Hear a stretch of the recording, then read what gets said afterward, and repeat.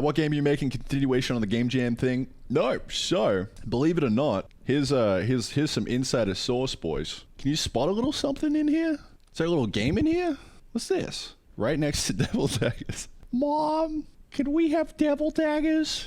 No, son, we've got Devil Daggers at home. Devil Daggers at home. So we're in the playtesting phase right now. The entire game is finished. How crazy is that? Whole game's done. All the content's in.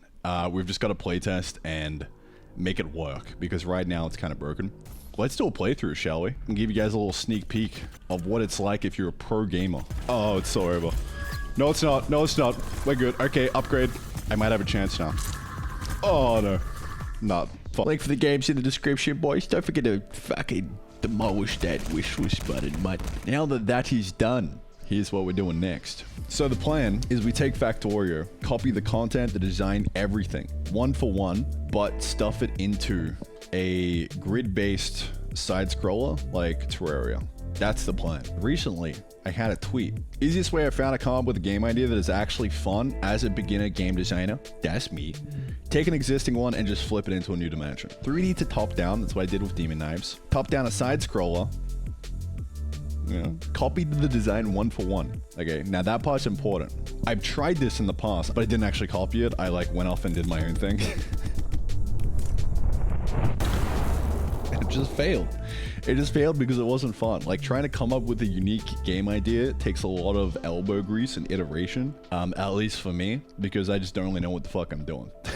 So the easiest way to shortcut that is to just copy the design from an existing game and then add your own spin on it in a couple different ways to make it not plagiarism. That is like my go-to strat right now. So we're gonna do that again for a little small little indie game. Hey? God, I fucking love this game. Welcome to episode 1 of my epic let's play of making a game from scratch in Odin. What? Odin? Oh my god, what's he doing? I chose Odin because, I mean, it's public. All of you guys can use it. So basically everything that I talk about, you're going to be able to apply it to your own projects if you are doing game dev and using Odin as well. The reason I chose Odin over something like C or anything else is because I think it's like the best programming language you can use right now, specifically for game dev. Going into 2025 over here. If no one's using this project besides you, Randy, why not use Jai? It feels like it's easier. Very good point. People are going to be using not this project, but like basically source code that I make from this project. Videos that I go over standalone about how to do certain concepts like rendering, multiplayer, the update loop, all that kind of stuff. So I figured it would be way more valuable if I do it in Odin. You guys can just copy paste the code. Odin time, baby. Let's get it. I'm basically going to tell you guys what I've been doing recently for this project. The whole tech stack for it, everything, all that juicy goodness. Let's just dive into it, shall we? So here's the tea. All right, boys. I'm going to show you something that's going to change your life forever. Circle.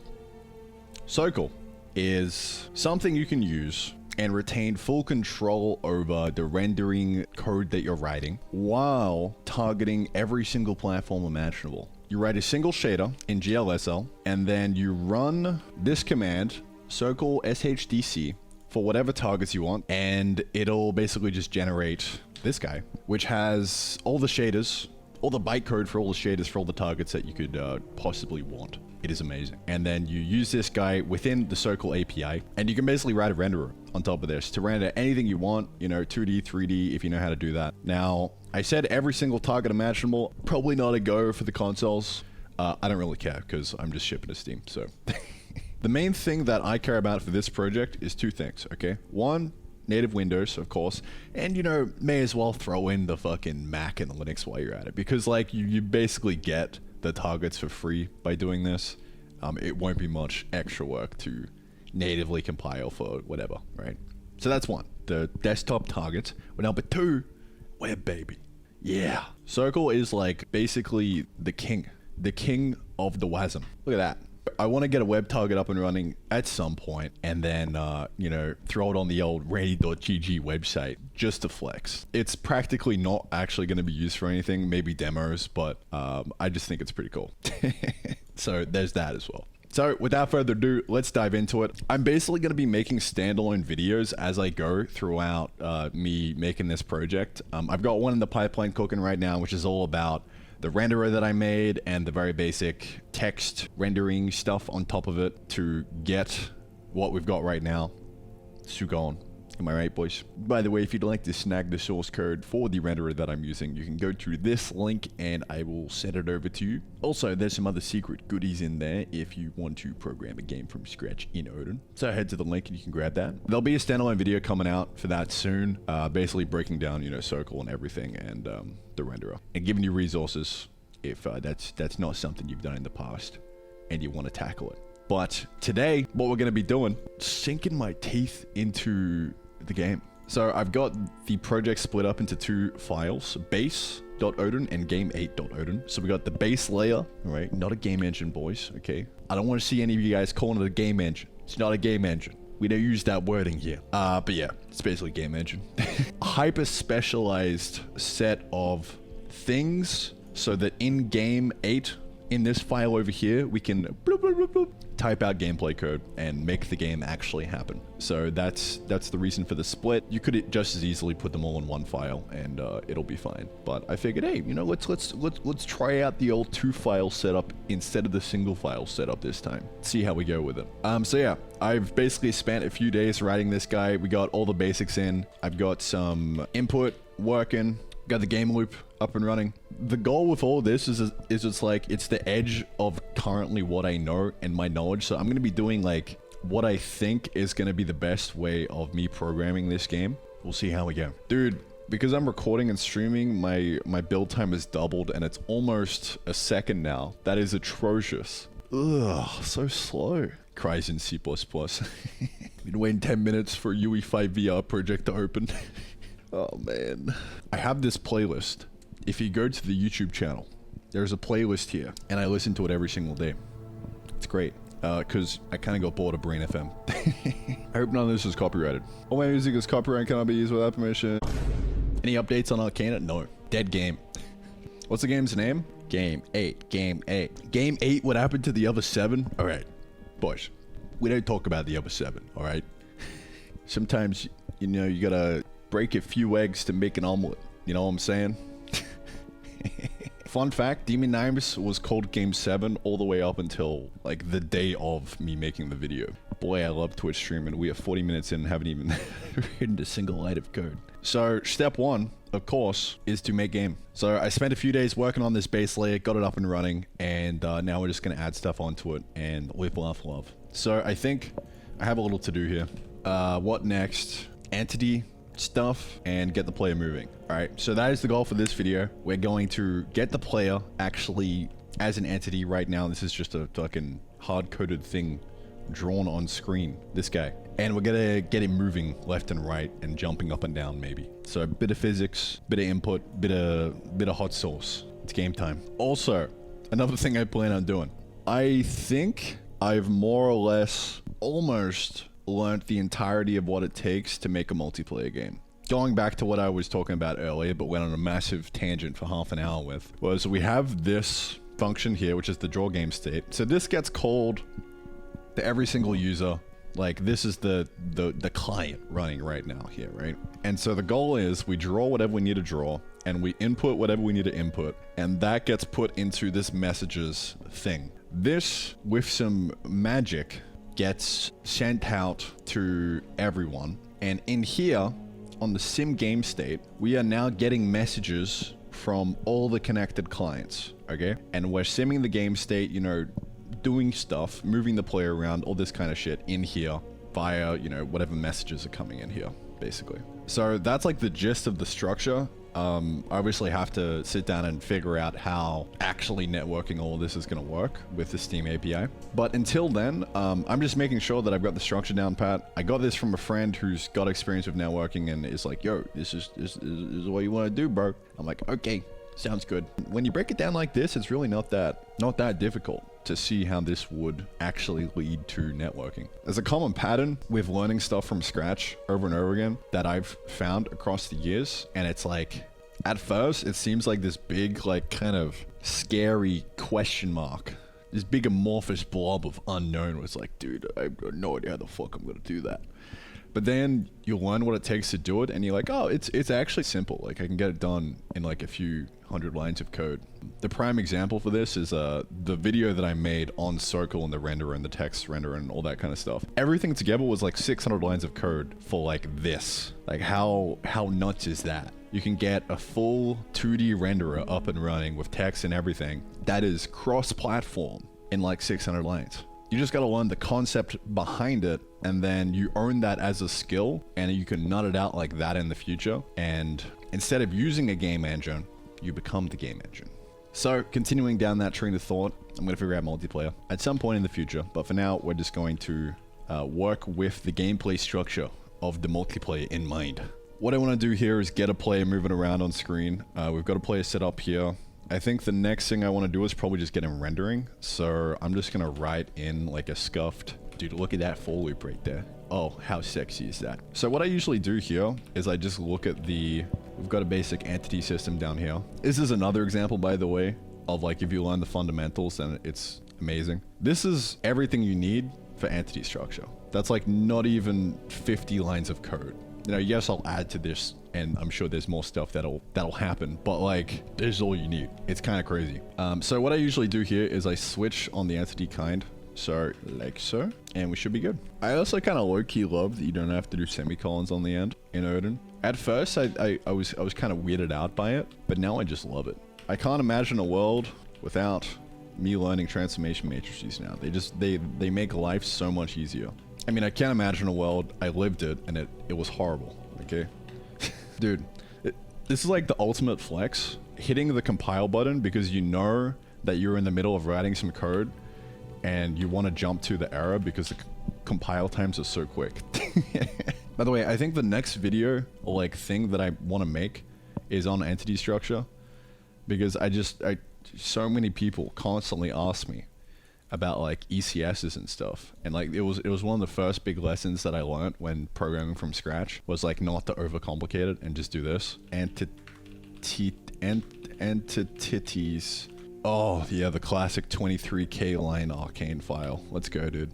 By the way, this is an example of the entity megastruct in action, still holding strong after 23k lines of code. Look at all this state. That is the entity structure. It's still fine. What the fuck was I doing? The common theme of live streaming and talking to you boys at the same time. So the player is rendering now. If I turn this off, it should turn off. Yeah, okay. So the next thing that I want to do is what exactly? Well, I think it's time for a bit of a update, moving him around. First little journey into the structure and thinking about there being more than one players, because it's going to be multiplayer. So we got the handle dereferencing, and now we've got an input axis. So we're just going to loop over all the entities here, all the players. Dude, it feels so cool programming with multiplayer in mind. Kind of crazy. I like it, because I can see how this would actually work.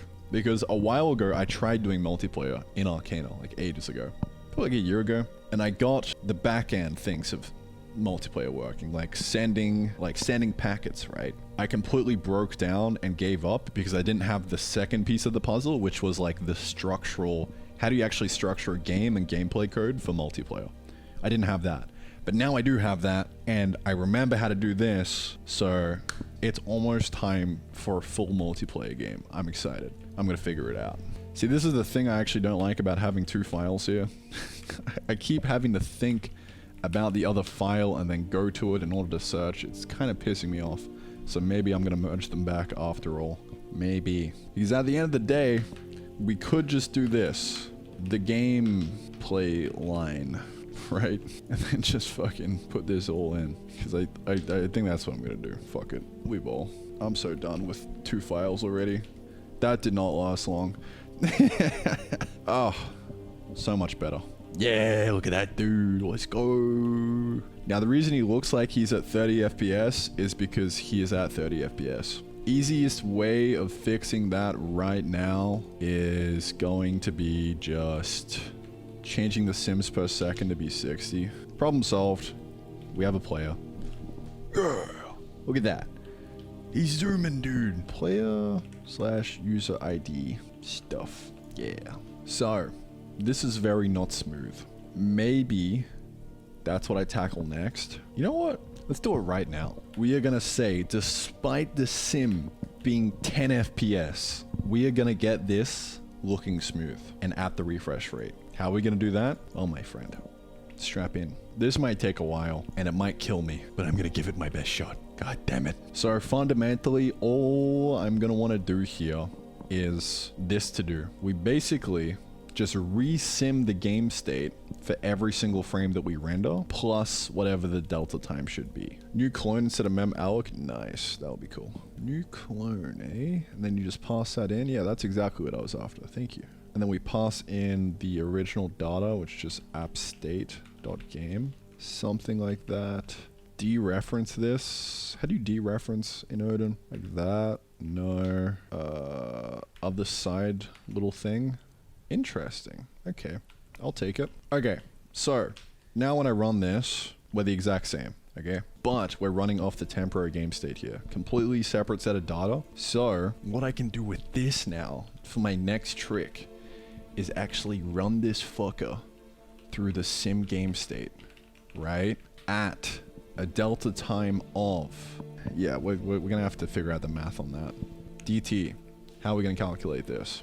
We are at this tick, okay? This is our tick. The next one is over here. This, 30, or 1/30. But now, our refresh is running at something like this. So, we've got to do the math to get this game state to the exact frame that we want in between, over and over again. Like, this solves so much problems in like a really clean and elegant way. You just got to have the overhead to be able to like resim the game a few more times, which is usually fine because usually the bottleneck isn't simulation. So what the fuck is the math for this? This might be tricky to get right if we didn't have a reference, but we do, because this is the exact code that Charlie wrote for Demon Knives. Hit 10 out of 10 IGN game. Game 7. It is here somewhere. Here it is. Second per sim. Take away next sim time. Thank you, Charlie. Is there a working game yet? Nah, dude. This is day one. Well, not really day one. I guess I did like probably 2 or 3 whole days of work worth of base layer stuff. But I guess, you know, so I guess you could call it day 4 since everything kind of ties into each other. Like I'm technically working on the base layer right now because I want to get this rendering working. So let's do that. Let's finish this off. When we are in the rendering, we can look at the lost sim time and basically calculate what the DT needs to be for that. So if we go this lost sim time, that's in the past. So small number take big number, wrong way around. We want the big take the small. All right, so that'll give us how many seconds it's been since the lost sim time. That actually should just work by default now that I think about it. Let's see. Holy shit, that just works. Bro, it can't be that easy. 10 FPS? Oh my god. Holy fuck, that is insane. It is that easy, boys. Fixed frame rate. The update is running at 30 hertz. We are rendering at 180 hertz. Smoothly. How insane is that? With like zero interpolation or anything, we're just resimming the game. Because things were factored in a way such that you can call sim game state with a delta T to sim it like this and have the messages and everything. Fucking huge. Tremendous. That has been like such a massive question mark and unknown thing in my mind for years since I like first started trying to program from scratch and learnt about the game loop. Like we have literally just done the epic Chad mega version of fix your time step, but like without having to do any interpolation bullshit manually. Like that is goddamn cool. I am so happy that that just works. To do, done. I'm so amazed at how easy that was. Again, we are repeating the pattern of once you figure out how to do it, it's fucking easy. The hard part is figuring out how to do it, which I guess is an excellent reason why finding other programmers who have already done it and who are ahead of you is the easiest cheat code. Because I just fucking looked at what Charlie did. I'm like, oh, okay, that makes sense. And then I got this structure from another friend who was like, yeah, bro, this is how you do some easy multiplayer. You just gotta factor everything like this, call it a day. And then we marry the two. Epic baby. All right. Well, That's gonna be me done for the day, boys. Smooth rendering. Peace.